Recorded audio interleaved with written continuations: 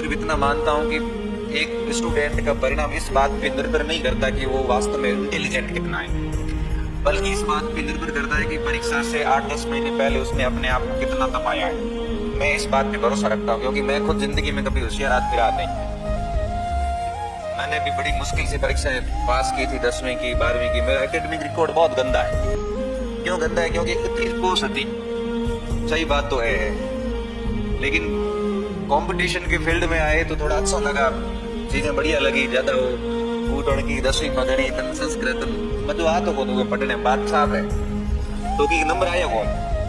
12वीं में आया तो अंग्रेजी मूड खराब हो, तो क्योंकि आपको पता है कि 100 नंबर ही अंग्रेजी आवे, पता हिंदी रे मन तो गद्दी पत्ते याद रखो। तो दोनों के चक्कर में पूरा का पूरा मार्कशीट बिगाड़ दी गई। लेकिन जब कॉलेज में आए तो अपने सब पसंदीदा विषय मिले, जीके भी बढ़िया, जो रैंक चीज अच्छो लागण मंड्यो, तो तैयारी कर ली तो नौकरी लाके घणे लागे। दिक्कत को आई, कहते को आई, हमेशा कट ऑफ नीचे रही, नंबर ऊपर आए। क्यों? क्योंकि खूब मेहनत करी, उसमें कहीं कमी नहीं रखी। तो मैं आपको ये कह रहा था कि सिलेक्शन डिपेंड करता